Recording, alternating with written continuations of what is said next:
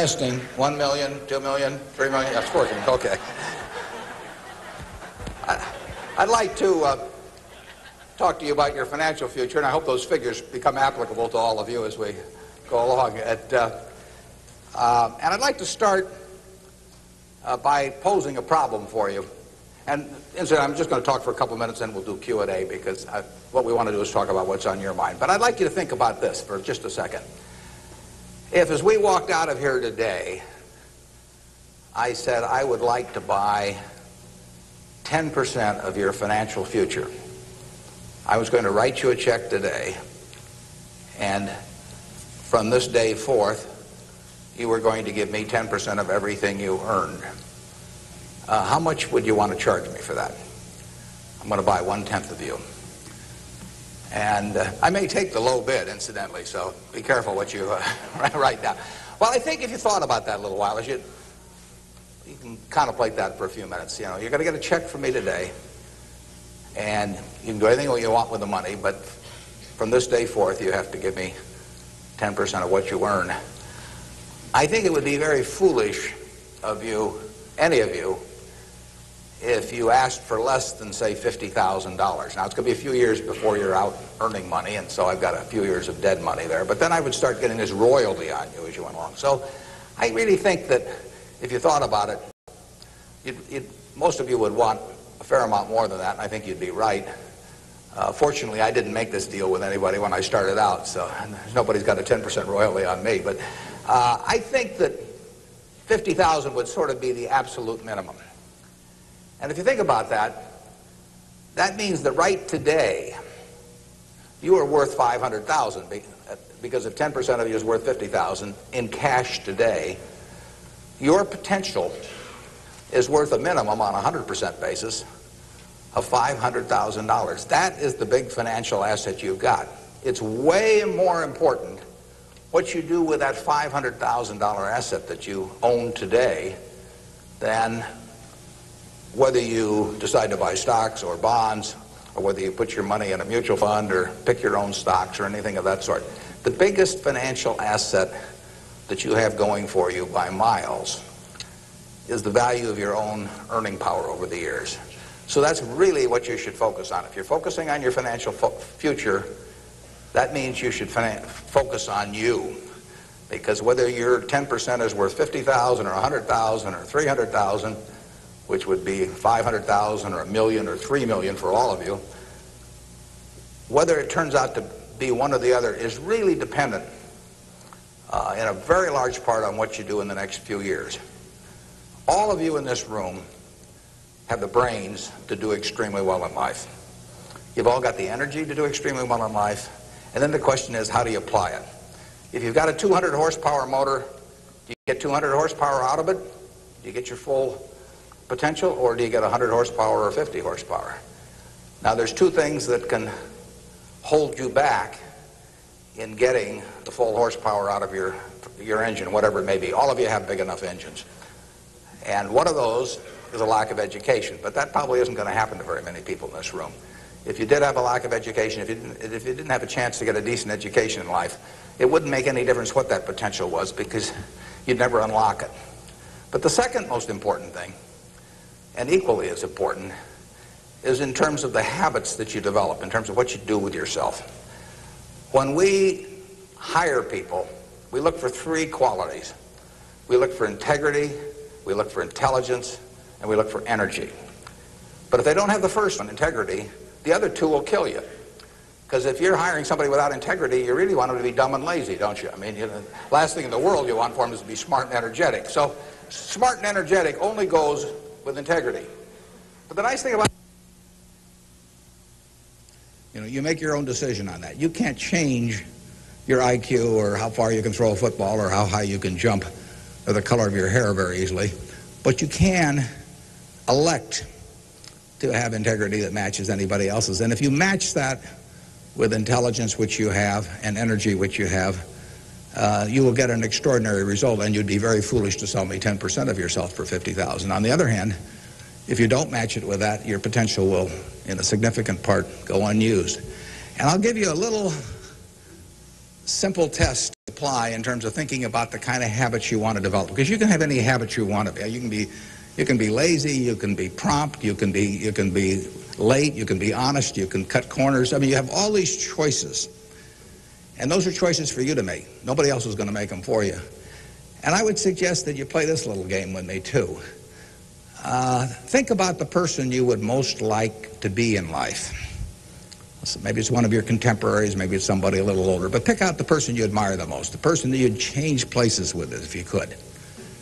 And then write down why you admire them. Just put it on a piece of paper.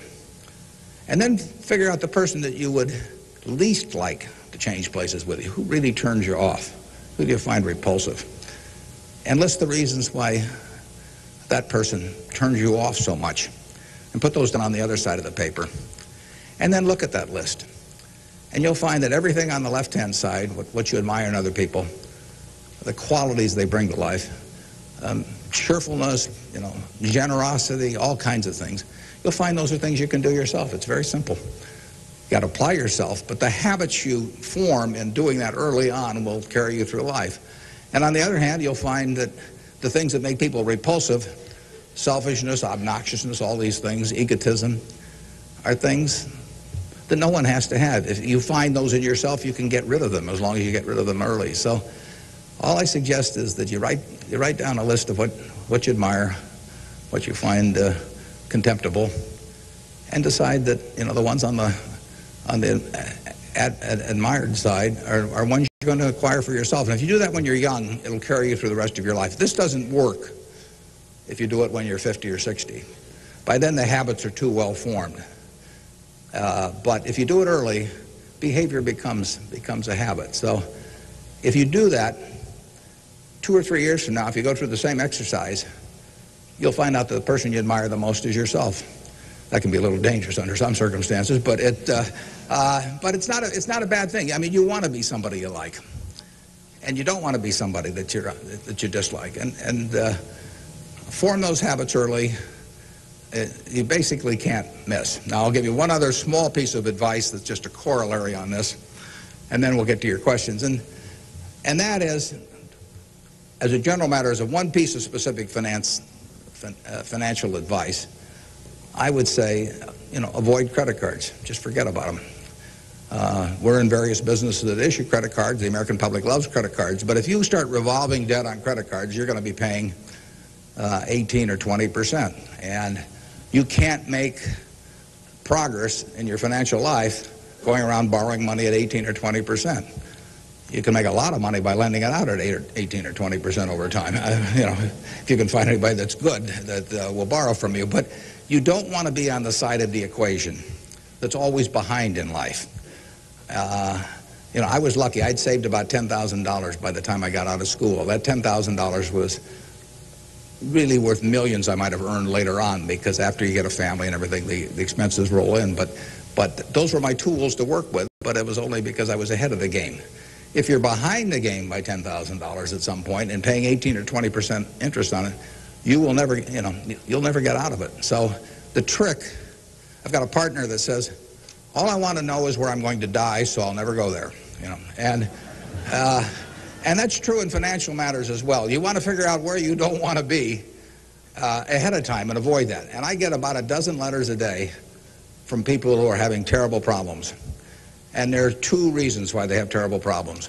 One is a number of them have had health problems of some sort. I mean, they have really been hit by or somebody in their family has been hit by some kind of catastrophic illness. And that is it's a terrible thing to happen to any family.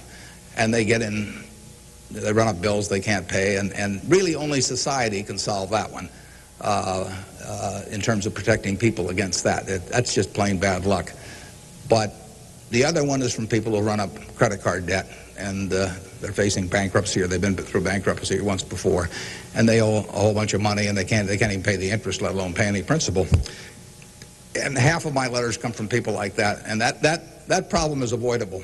Catastrophic illness is not, but credit card debt is something you bring on yourself, and it's way better, it's way easier to stay out of trouble than to get out of trouble financially. And I will guarantee you, if you run up big credit card debts, you will be in trouble probably the rest of your life in terms of your financial situation. On the other hand, if you get ahead of the game, even it's on a very modest scale, so that money is coming in from investing, and people owe you money or equities owe you ownership, you'll be way ahead of the game compared to paying it, always paying your creditors every month. So my advice to you is, if you can't pay for it, don't buy it, and get yourself in a position where you can pay for anything, and then we'll be glad to see you at Borsheim's or the Nebraska Furniture Market. Now let's have some questions. Do we have a mic out there that people can either go to or that travels around? And I can't necessarily see too well from we're going to have one mic on each side, so just raise your hand and wait for us to come to you. Okay, we have somebody up front who would like a mic. Anything that's on your mind, ask about. Don't be bashful. Yeah, how would you advise people who aren't necessarily going into a career field in which you would make a large base salary, such as like medicine or something like that, maybe performing arts or music? How would you advise us to keep up financially with the rest of the world? Well, it is true that a market system does not pay as well in some activities as might seem appropriate for the importance of those activities to society. Just take teaching, for example. I mean, teaching does not pay well. And what could be more important? I mean, you've got to be as interested in who the teachers of your children are as who your accountant is, or whatever, or who's winning the heavyweight title of the world, or that sort of thing. But it doesn't pay well, and it's a fundamental choice whether you're going to go into something. For many people, it'd be a fundamental choice whether you're going to go into something you love or something to try and make a lot of money. I think that generally it pays to go with what you love. I think that it's very hard to find people when they get to be my age who say that they've loved what they've done all their life and feel it was very worthwhile, but they're terribly sad they made that choice because they didn't make a lot of money. I don't think anybody's ever said that to me, that they wish they'd gone into something else where they were uncomfortable doing it or didn't enjoy it, didn't feel very productive, but made a lot of money. So I don't think you'll find that. So I would go to work. I would go to work in whatever turns you on. It may turn out that it'll be more profitable than you can think, but almost everybody here will make enough money, unless they get some terrible habits along the way, to do reasonably well. And doing reasonably well in this country really is pretty darn good. I mean, it's not necessary to have huge amounts of money in order to enjoy yourself. I enjoyed myself when I had my $10,000, and I live in the same house that I lived in when I had about that. I bought it 41 years ago. I liked the house then. I like the house now. I mean, if you think about it, if you have a reasonable job, you'll be eating at McDonald's and I'll be eating at McDonald's. So we're at a push on food. I mean, in fact, I hope it's Dairy Queen, actually, and and if you come to Dairy Queen, you'll see me. And you can order anything on the menu I can order, and we both can afford it. You'll wear the same clothes I wear. I'll pay more for my suits, but as soon as I put them on, they look cheap on me. So we'll look about the same. We'll both live in the same kind of houses. I live in that house from 41 years ago, and it's warm in winter, and it's cool in summer, and it's comfortable. And you'll live in a house that's similar. And what difference does it make if you have 50 more rooms or guest houses or all that? It'll probably just bring you problems. I mean, you have to worry about the greenskeeper or something when you get through. So I have been in the houses of people where the houses are worth probably 200 times what my house is worth, and I would not be any happier in those houses at all. In fact, I'd be less happy. I just have one more thing to worry about, and dozens of people around the place, and people quitting, and people stealing from you, and all kinds of things. To hell with it. We'll drive the same kind of car. In fact, you'll probably drive a better car. I drive a car that's about 8 years old. I don't know what it's worth now, but it gets me around fine. I mean, I'm perfectly happy. We'll watch the same television. We'll work on the same computer pretty much. The only difference will be how we travel long distances. You know, I will fly in a plane that's more comfortable than flying Southwest Airlines or something, which I've got nothing against. But that's the one real big difference. And other than that, I do what I like every day. I hope you'll do what you like every day to do. And I work with nice people. I hope you work with nice people. And there's 24 hours in the day, and those are where the hours go. So great wealth is the tiniest bit different in a real sense than having just a decent income. And to trade a decent income and something you love doing and something where you feel worthwhile doing it for huge wealth where you trade off a lot of your principles would be a terrible mistake.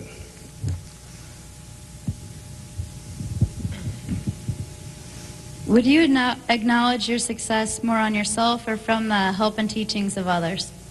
Well, I was very lucky in life. If you tell me who your heroes are, I will make a pretty good prediction about what you're going to do. And I had the right heroes. I was very lucky in life, and my heroes never let me down. And started with my dad, and then I had others in business, and so I have had great teachers. Some formal teachers, some that were just informal teachers, teachers by instinct or example. And if I hadn't had those, you know, my life, I'm sure, would have been very different. If I'd been born anyplace else. When I was born in 1930, and at the time, 1 out of 50 births in the world were in the United States. So I came in against 50 to 1 odds against being born in the United States. I would have been a disaster, you know, if I'd been born in Afghanistan or Peru or someplace. I mean, I was extraordinary. I won the lottery the day I was born, you know, by being born in this country. So have you. I mean, the odds were probably 40 to 1 against you being born in this country, and they were 5 times more likely to have been born in China, or 6 times, and 4 or 5 times more likely to have been born in India or some other place where it would not have been as easy to exploit the full potential of your talent. So we've all won the lottery in that respect, and that's just plain luck.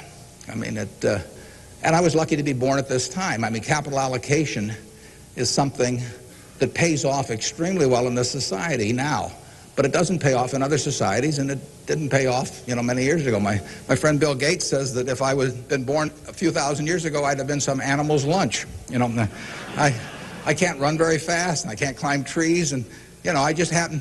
Those are talents. Nobody asked me to climb trees now, but there was a time when it might have been important. And incidentally, Bill would have been some animal's breakfast. I mean, he can't run so fast either. But in any event, you know, we are lucky. I mean, just imagine being born a couple hundred years ago with exactly the same talents and how far they would have taken you then. You know, the average person today lives so much better than the richest person lived 100 or 150 years ago. So I'm lucky in that respect. I was lucky to be born of terrific parents. I was lucky to be raised in Omaha in a great public school system. I got a start here in the first 8 grades that gave me a foundation that later, when I went off the track a few times, carried me through, because I had a terrific grade school education right here in Omaha at Rose Hill. And one of the reasons I had it, incidentally, is kind of unfortunate, but I had that great education in part because women were being enormously discriminated against. And so a woman at that time could be a teacher, she could be a secretary, she could be a nurse, you know, and that was about it. So you had half the talent pool in the United States limited to just a few jobs. So you had an abundance of talent in those activities like nursing or teaching, because that talent with males was spread across every form of work activity there was, but with women it was concentrated in a few areas, and that benefited me. It's kind of sad because it didn't benefit those teachers, but I was very lucky, and I've really been that way all my life. And what I do is important as, you know, what a good teacher does or a good nurse does or something of the sort. You know, I think that's quite questionable. It pays off enormously well in a market economy like the United States, and but that's an accident. It didn't have anything to do with any innate ability of mine.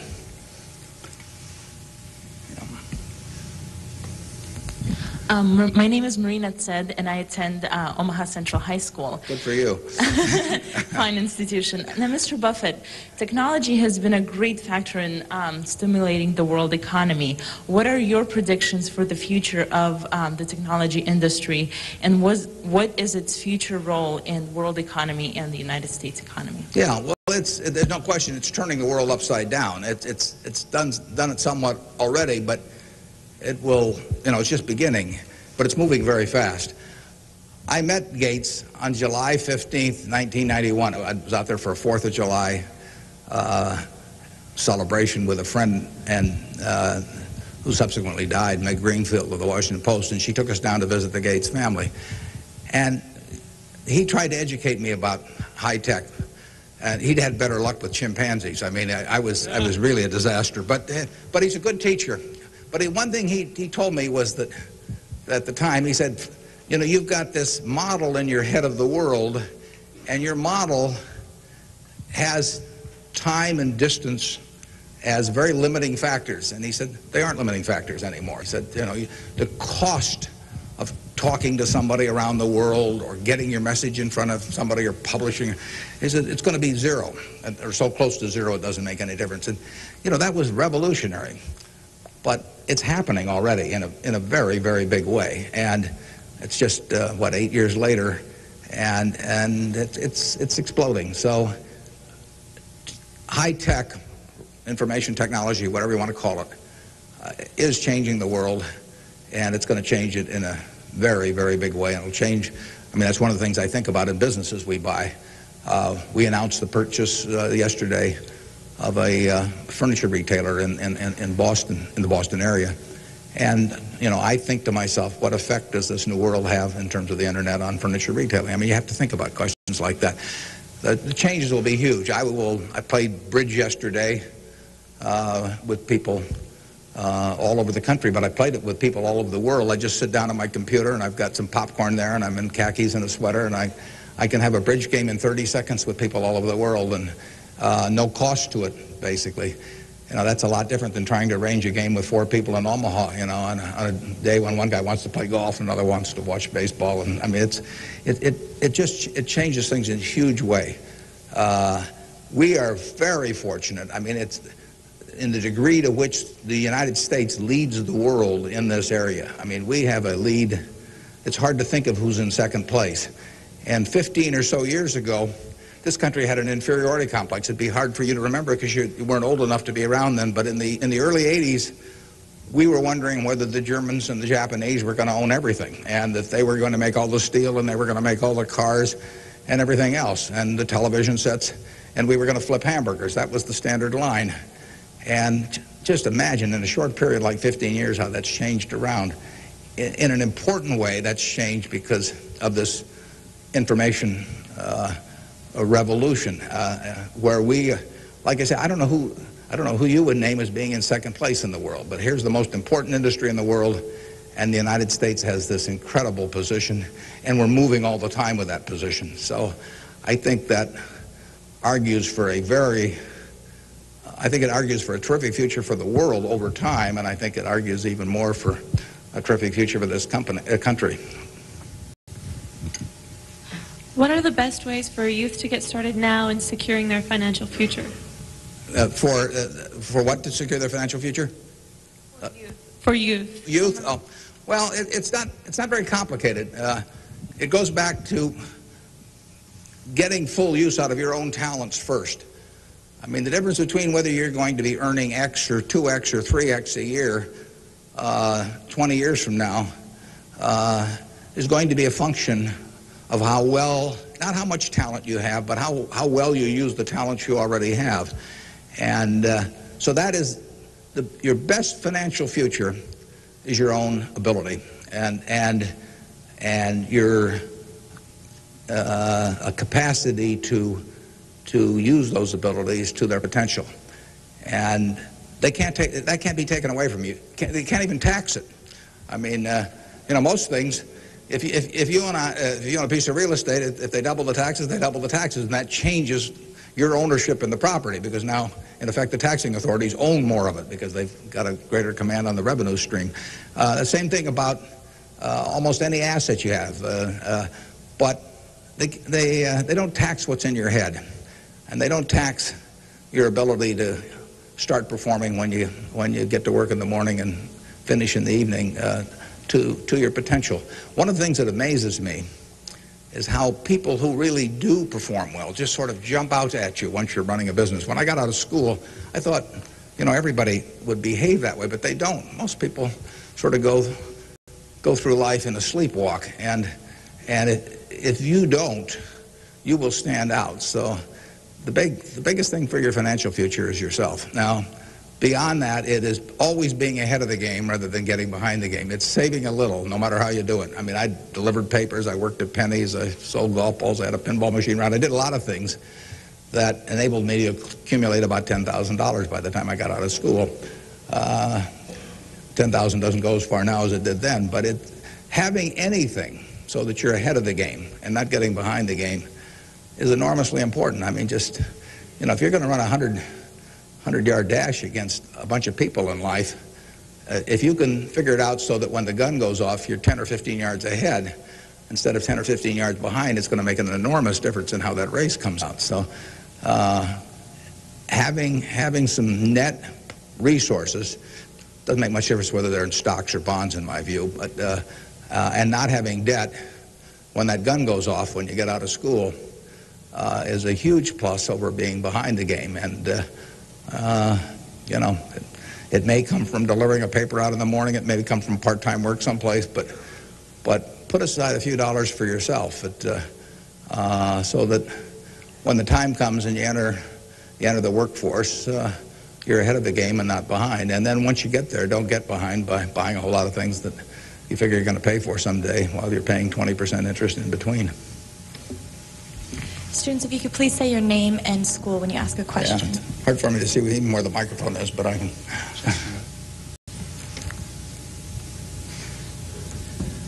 My name is Patrick Doherty, and I'm from William La Vista High School. I was wondering, with the increasing costs of education today, what can students do to deal with their debts once they're out of college? Well, that's a tough one. I mean, I guess I'd pay it off as fast as I could, and I would incur as little debt as possible before that time came. And I would say this, in my experience in business, there is very little difference, if any, between a very high-priced business education and what's available for a lot less money. So I went to the University of Nebraska at Lincoln my last year in college. I went to Wharton for a couple of years before that. I learned just as much at the University of Nebraska as I did at Wharton. And it's nothing against Wharton. I mean, it's just we had a very good school here. I had some terrific professors at Lincoln. And so I would not assume that if I was paying a few $1,000s for an education here in the state, for example, versus paying huge amounts elsewhere, that it was going to make a lot of difference. A lot of the education, you need to be prodded in the right direction, but an awful lot of it is self-taught. I mean, Andrew Carnegie did a wonderful thing in this country in terms of libraries, and I used to spend a lot of time at libraries. I even got locked in at the University of Omaha, what was then the University of Omaha, and I couldn't get out for hours. And one night I got so entranced with what I was reading. But there's all kinds of information available now with the internet. It's so much easier than it was then. So it's out there to be taken, and it isn't necessary to pay $30,000 or $35,000 a year to go to some big-name school to get the education at all. I mean, if you're going to learn accounting, which is probably the most important course you'd take in business, if you're going to learn accounting, you can learn accounting absolutely as well, in my view, going to UNO as going to Harvard. I mean, I see. I'd bet on that, and so I wouldn't run up huge bills in terms of getting a business education. Now, if you're going to get a medical education, I mean, there's certain professions where there may not be any way around spending a fair amount of money and getting in debt to some degree. You've got to make that decision yourself, but I'd certainly try to minimize it. And and I would have it figured out how I would handle that debt in, say, a 5-year period after I got out of school, or I would think twice about incurring it. There's a question up here, if we can bring a microphone. My name is Kyle Clark. I'm here representing the Omaha Youth Advisory Council. What advice would you have for a forming nonprofit organization? For forming a nonprofit organization? Well, I've always tried to avoid forming nonprofit organizations. Well, that would depend entirely on what I wanted to accomplish. I mean, it'd be one thing if it was a hospital. It could be another thing. There's so many types of it. So you've got to get people that are experienced and involved in an entity like that. And but it depends so much on the objective you're working at. Yeah, no, I promised this young lady here microphone for a long time. Hi, my name is Kara Harbert, and I attend Millard West High School. And I understand that you're very civically involved, and I was wondering how important of a quality you think that is for an individual in life and why. Yeah, well, I wouldn't say that I am that. I mean, I do certain civic things. I think your model as a citizen, for example, in Omaha would be Walter Scott. I mean, he is far more civically involved than I am, and incidentally, his predecessor, Peter Kiewit, was too, but Walter's carried it to new heights. So I don't want to take on any mantle for that myself. I do some things. One of the problems I have is I love what I do so much that it sort of takes over. I mean, I'm like a guy that likes to play a lot of golf or something, except I like the business I'm in. But I've got a family that participates very actively. Some of my children work on almost anything that comes along in the civic area. And, in the end, people do what they want to do to quite a degree. And I think I've never talked to anybody that enjoyed working in civic activities that didn't feel it was very worthwhile after they've done it. I mean, they've built something, and participating in building something is always a lot of fun. And actually, you can have a good time. We have this golf tournament, for example, in September, and we raise some money for civic things, but everybody has a good time, so nobody's paying any price by doing it. I'm having a good time. The people who come are having a good time, and we get to show Omaha off to people. But you should be enjoying things you go along, and you will if you work in civic activities that interest you. And you can do the same thing in politics. I mean,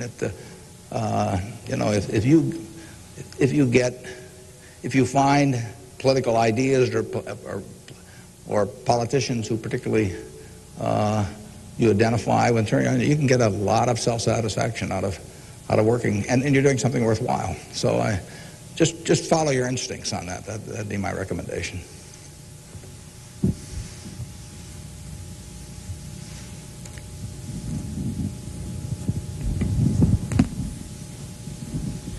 Hi, my name is Jeremy Graham from Millard South High School. We're probably the elite youth of today, and I have a question. What do you see as the biggest economic problem facing the youth of today going into the future? Yeah, I don't think that you're going to have enormous economic problems. I think you will live in a society where the average person lives better by a significant margin than the average one of a generation earlier or 2 generations earlier. That's been the history of this country. It's a marvelous country that way. I mean, when you think of it, we have 4.5% of the world's population, and what's been accomplished here is incredible. 53% of the value of corporations that are publicly traded in the world exists in the United States with 4.5% of the population. This country always has done well. They say in stocks that you should buy stock in a business that's so good that even an idiot can run it, because sooner or later one will. And that's not terrible advice. Well, that seems to have been sort of the history of this country from time to time. I mean, we've had all these problems that have come along. If you look back on the last 100 years and list all the problems this country has run into, you can make a very long list. And a lot of people who focused on those problems at the time have missed the bigger picture. And the bigger picture is that every generation lives better than the one before it. And that's because of savings, because savings enable people to create new tools to do better things as they go along. And it's also due to an environment that lets people realize their potential to a greater degree than most other environments in the world. It's far from perfect. I mean, it's sad how far it is from perfect. But it is better than anything else around. I mean, in this country, you don't have some commissar or something running a big business in this country. You've got a guy like Jack Welch, and a fellow like Jack Welch makes a difference of night and day in terms of the productivity of that business over a period of decades. And productivity is what causes the standard of living to rise. So a system that throws up the Jack Welches of the world to run businesses is going to have an enormous advantage over a society that does it by heredity or that does it by government edict. And we're closer to that society that I've described than any other country, and it's led to great things, and it will continue to lead to great things. So I think you've got the best future. You don't face a war, and you've got a better future in terms of achieving material rewards than any generation in history. So I wish I could trade you places. I might get taken up on that by a few of you, though.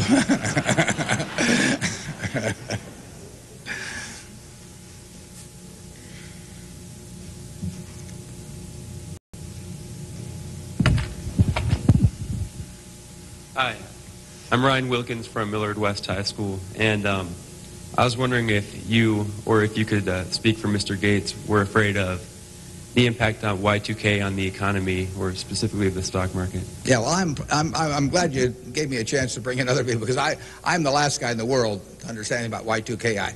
I don't know why this microphone's working. I don't know why lights go on. Or I flip on the switch of my television set and pray. I mean, it's all beyond me. But I would say this: the smartest people I know in that area, in large part, think it's going to be a non-event.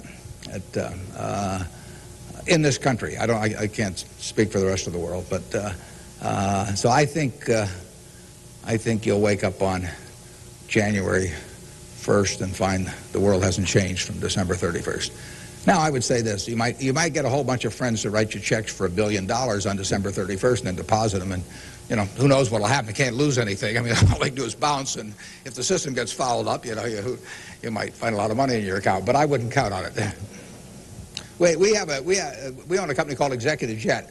We have about 1,400 or 1,500 customers who own pieces of airplanes with us, and so we've got 160 of their planes and some of our own flying around. It'll be very interesting to me to see what the advance people let us know ahead of time when they want to use it. It'll be very interesting to see how many sign up for January 1st at 12:01. But it wouldn't bother me to fly them in the least on January 1st, or do anything else on January 1st. Ideally, I hope they're getting prepared to watch the Huskers play in the big game. I'm Jamie Solis from Twin Valley, and I was wondering, how do you decide what you invest your time and money in? Yeah, well, I like to find businesses that have good economics. Now, what are good economics? Well, good economics are a business that has some kind of a moat around it that makes its product or its service or its location or something a little more desirable to the customer than any other sort of comparable product. The number one candy bar in the last 30 or 40 years has been Snickers. People don't fool around with different candy bars. They fool around with different length dresses. They fool around, with all kinds of things. But they don't fool around with candy bars because they figure, they're going to go in and lay out 50 cents or whatever it is and put it in their mouth. And they're not going to, for 50 cents and putting it in your mouth, I mean, you're not going to say, I'll lay out 45 cents and put something else in my mouth. So you find that very stable. And we like businesses that we think we can figure out where they're going to be in 10 or 15 years. I don't know where the information technology businesses are going to be in 10 or 15 years. I know where Snickers bars are going to be in 10 or 15 years. They're going to be selling just about the way they do now. I know where Wrigley's gum is going to be in 10 or 15 years. There's not going to be a lot of innovation in chewing gum. The internet's not going to cause people to quit chewing gum either. I mean, Gates may think so, but I don't think so. But it's predictability regarding the sustainability of a competitive advantage, something special about a product. So we look for those kind of products, and then we look for people that are running the business that are honest and able. And, you know, it's easier to find people that are honest and able than it is to find businesses that are going to stay wonderful for a long period of time. There are a lot of businesses that looked like they were going to stay wonderful that really evaporated over time. But that's what we're looking for. And the nice thing about it is we don't have to find very many. If we find one a year, that's terrific. Because you don't need 100 or 1,000 great investment ideas to do well. You need a couple. And the discipline is the most important thing. We don't need brain power. We need discipline. You don't need 150 IQ to do what I do. Thank God. You know, you don't need 140. You don't need 135. You may need 115 or something like that. But you do need discipline. You have to wait until you see the fat pitch to swing at. Because investing is a no-called strike game. You know, if I were a baseball player and I only liked pitches 2 inches above my navel, you know, some guy could learn that and he could pitch me, you know, 3 or 4 inches below that, and I get called out on strikes because I never find a pitch I like. You can get called out on strikes in baseball. You have to swing at pitches that you don't even necessarily like, particularly after the count gets to 2 strikes. In business, you don't have to swing at anything. You can sit there and the paper says General Motors at 68, or it says General Electric at 115, or it says General Dynamics at 63. And if you don't like those prices, you don't have to swing. You can wait there day after day after day after day, and there are no called strikes. Now, when you swing, when you decide to buy something, then, you know, if you swing and miss, it's a strike. But it's a marvelous game to be in because there are no called strikes, and you can simply wait for that one time in a month or 6 months or a year or 2 or 3 years when you really know what you're doing, where you like the price, where you like the people running the business, and then you swing, and you only need a few swings in your lifetime. So that's the way we try to pick businesses. We try to stay with things we understand. I mean, there can be all kinds of wonderful investment opportunities out there that I don't understand. I don't know what cocoa beans are going to do next year. You know, maybe you know, but I don't know. I don't know what crude oil is going to sell for. But I don't have to know. I just have to know the things. I have to know what I know. I have to know where the limits of my understanding are, what I call what my circle of competence is. And if I'm only able to evaluate 5% of the businesses in the world, no problem. I just stay within that 5% and try and find something. And most people get in trouble in investments because they get itchy. You know, they can't discipline themselves, and they hear about other people making money. Nothing upsets people so much as to hear about their friends making money. I mean, that's very destructive to discipline because they think, you know, I'm smarter than that guy next door, and he just bought that new car with the money he made trading stocks on the internet, so why can't I? Well, the answer is you can't over time. You will lose money if you trade stocks actively. And it's hard to exercise the discipline. But anytime you buy something, you should be able to take out a one-page sheet of paper and say, I'm buying General Motors at 65. I'm buying General Electric at 150 because. And you should write down the reasons. If you can't fill out the sheet, if it's because somebody told me about it at a cocktail party last night, that's not good enough. If it's because my broker told me about it, that's not good enough. You know, you've got to have a reason for thinking that it makes an intelligent investment. You do the same thing if you're buying a farm or an apartment house. If you're buying a farm, you'd say, I'm buying this farm at $1,000 an acre because I think I can earn $60 an acre on it. If corn sells at such and such, and soybean sells at such and such, and yield is such and such. And you'd figure it out. That's the same reason you buy businesses. And when you buy stocks, you're buying a little piece of a business. And that's probably the most important thing to remember in investing is that when you are buying a stock, you're buying a little piece of the business. And if you are buying it at an attractive price for the business, for the whole business, you're going to make money. And if you aren't, you know, over time you won't make money.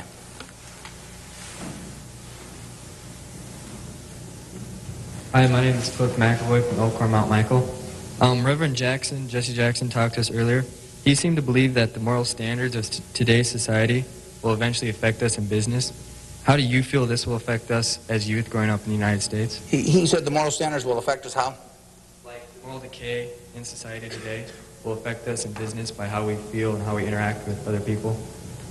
Well, I think very difficult to quantify moral standards over time. I mean, you can pick out huge weaknesses at any given time in terms of how people or the country is behaving, and huge strengths. So I think it's enormously difficult to quantify. I think, by and large, we have made progress in what I would call institutionalized moral standards in this country. I mean, in terms of slavery, in terms of the women couldn't vote, a century ago. Half the country were second-class citizens in that respect, and they had much lesser rights in terms of inheritance and all kinds of things. The income tax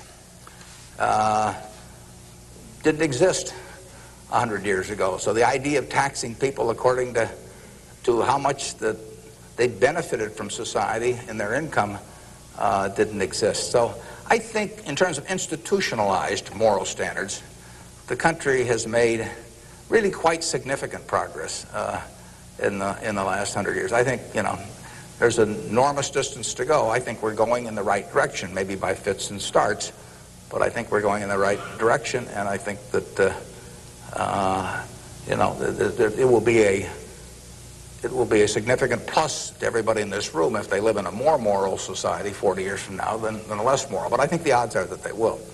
I think the country moves in that direction. It's very difficult to do it, and all kinds of interests that work against it. But in the end, I think the American people want it. And you saw it in civil rights. I mean, it took television to dramatize what was going on, and people that weren't near it preferred not to think about it. But it got through to the conscience of the American people. And a lot of progress has been made there, and there's a lot left to be made, but it's better than it was. And the pace may seem very slow to those people involved, and I can understand that. The pace, for women's suffrage, I mean, that went for decades and decades and decades. Women couldn't be on a jury. I was reading the trial of Clarence Darrow, which took place in California in about 10 or 11. There were no women on the jury. The woman wasn't allowed to be on a jury. They weren't citizens in that sense. So it's the moral behavior of the country has, in my view, improved, but and it'll continue to improve, and I hope you all in this room do your part to help it improve.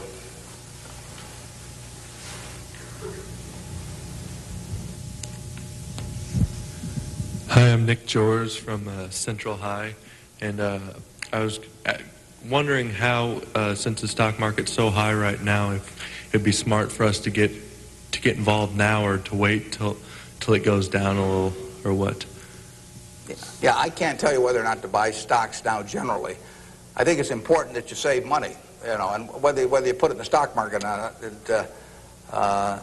I don't think is terribly important. I think if you're interested in stocks, you should buy it, and you've got a little capital, you should buy a few. I mean, I don't think there's any way of learning about them better than experiencing it. Doing it on paper isn't the same. I can guarantee you, if you lose money on paper or lose real money, it's a different experience. And so I think you'll learn more about yourself if you do it that way. I bought my first stock when I was 11. I was at Rose Hill at the time, and I bought 3 shares of City Service Preferred at 38, and it went down to 27, which is something I still remember, even though I was 11 at the time. And then it went up to 40, and I sold it. I made $5 on my 3 shares after commissions, and then it went to 200 and something. So, I probably remember that a little better than if I'd been doing it on paper. And I fooled around doing a lot of things between about age 11 and 19 in the stock market. I did charts, I did all kinds of technical analysis, I read every book I could get on the subject. And I didn't do that well. I didn't do terrible, but I was really just floundering around. But that meant by the age of 19, when I read Ben Graham's book, I was at the University of Nebraska in Lincoln, I went and bought this book called The Intelligent Investor, just come out, and it had an enormous impact on me. Now, if I hadn't done, in the previous 8 years, if I hadn't been all over the lot, I'm not so sure that book would have had the same impact on me. I mean, by that time, I was prepared to read Ben Graham's book, which changed my life financially in an incredible way. I mean, I wouldn't be up here today if I hadn't read that book. But yeah, part of life is getting prepared so that when something does happen that's significant, you can grasp the significance of it and know what to do with it. And I would say that first 8 years of fooling around, even though it produced nothing financially to speak of, produced a lot in terms of getting my mind prepared for when I really did read something that made sense. And so I was ready to accept it. And I actually went back and went to Columbia to study under Graham, and because of reading that book, and all kinds of things flowed out of it. So I would encourage you, if you're interested in the field, to do a few things. I'd still try and make it as intelligent as possible. I would try to stick with businesses I thought I understood. I'd still get out that sheet of paper and I'd write, I'm doing this because, and just test my reasoning. And then I'd go back and read it a year later and see whether what you thought would be true turned out to be true. So I would always check myself. I believe in grading myself on everything. You know, doctors have postmortems, and they do it because they learn from postmortems. In business, people don't like to do postmortems. When I can be on the board of a company, and they can dollars building plants or buying companies, and they never want it 2 years later to run a check on how that decision turned out, because it can be unpleasant. But you learn from postmortems, and you don't want to learn. It's way better to learn from other people's mistakes than your own, but you got to learn from a few of your own too. And the time to do it is when you're young. We can do maybe one more, and then we wrap this up at 1, do we? Or maybe 2 more. My name is Pete Walsh. I'm from Creighton Prep, and my question is, to what extent do you feel that the government, with the current policies of welfare and Social Security, is it financially competent and fiscally prepared for the future? Well, I think that the country as a whole is quite well prepared for the future. That doesn't mean I would adopt every policy they have, but I think, A, we have an enormously rich society, and it'll get richer. Everyone isn't going to participate in that. Some won't participate because of physical disabilities, others because of mental disabilities, others because of shortcomings in the education they received when they were growing up, all kinds of reasons. We have a prosperous enough society to be able to take care of those people, and we should take care of them. And how we do it so that they feel most useful in life, and how we do it so that we continue to encourage people to be more productive themselves and all that. I mean, those are not easy questions, but that shouldn't take our eye off the ball of feeling we should do something about it. I pose this problem sometimes to people. I say, let's assume that it's 24 hours before you're born. And all of you can take this test, 24 hours before you're born. And a genie comes to you. And the genie says, what was your name again out there? Whatever, we'll call you Joe. And the genie says, Joe, says, you look pretty promising to me. I think you've got kind of a sense of fair play and a good mind. And so I'm going to let you have an extraordinary opportunity. I'm going to let you design the world into which you're going to be born in 24 hours. It's yours. You pick out the political rules, you pick out the economic rules, you pick out the social rules, you design the world. And when you're born in 24 hours, you're going to be born into that world. And that's the world that's going to exist for your lifetime, for your children's lifetime, for your grandchildren's lifetime. And you, having heard of some of these genie jokes in the past, would say, what's the catch? The genie says, well, it's a very slight catch. I said, when you're born in 24 hours, you're going to emerge in this world you designed. But what you don't know is whether you're going to be born black or white, male or female, rich or poor, bright or retarded, able-bodied or infirm, in the United States or Afghanistan. All you know is that you're going to reach into this barrel, which now has 6 billion balls, as we know, representing one person, every person in the world, and you're going to participate in what I call the ovarian lottery. You're going to take one ball out of that barrel, and you're never going to get another ball. That's you. You're going to get one ball, and now you're going to emerge. Now, what kind of rules do you want to have for that society, not knowing which ball you're going to get?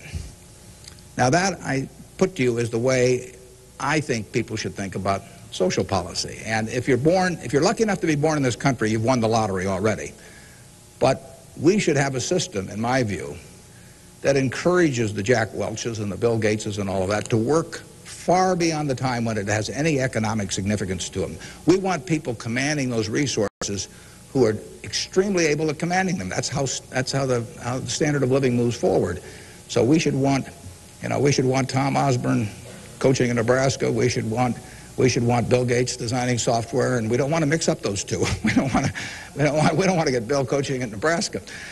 So you want a system that gets people to their potential and puts them in the position where they can do the most good for society. But you also want a system for the people who get the wrong ball. I mean, somebody's going to get the ball, that says 80 IQ. Somebody's going to get the ball that says this disease or that disease early in life that cripples them.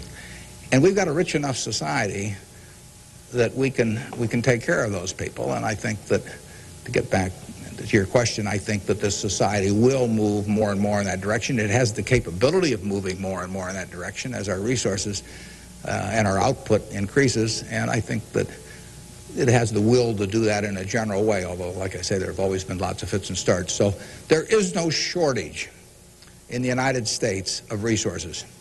There's no shortage of output. You have to have a system that encourages people to behave to the limit of their abilities and puts them in the right place. But then you have to make sure that everybody gets taken care of, too. Now, we can do one more, and then we'll break. I'll let the fellow with the microphone, or woman here, make the decision. Hi, my name is Ben Gold. I go to Brown Talbot. And I wanted to know how you think the media affects the world economically today. Well, it's a small question. Well, what it obviously does, simply because it's moved so far technologically, is it's brought it together in a big way. I mean, I was over in China a few years ago, and I was right after the time of the women's conference in Beijing, and I was reading the Chinese coverage of that conference, and of course it had nothing to do with what was taking place, but the internet was coming in, and you can access the Washington Post or the New York Times or anything. I get the Washington Post at 9:30 here at night. In effect, I never could get it the next day through physical delivery, but by electronic delivery I can read it. Probably earlier than most of the people in Washington are reading it. So the ability to communicate and the degree to which the world can have awareness of what's going on every place in the world is just, it's been a quantum leap. And, that will have, there are a lot of things that come out of that. And net, they're a plus over time. But the ability of information to be available to everyone worldwide almost instantaneously, it can be huge advances in things like medicine, for example, just to pick one. So it's a net plus. It has a big effect, and the definition of media has now been expanded enormously. I mean, there were 3 television networks in the early 1960s, and that was it. There were 3 highways information traveled electronically, and if the 3 pieces of information were I Love Lucy, and something else, those were the 3 choices of information or entertainment that you had for tens and tens of millions of people sitting there looking at a tube. Now it's unlimited, and that's only, 3 or so decades. So it's just exploded, and it'll continue to explode. And net, I think it's a plus. And I think it's 1 o'clock. I want to thank you all. I wish you well. You're going to do terrific. Thanks.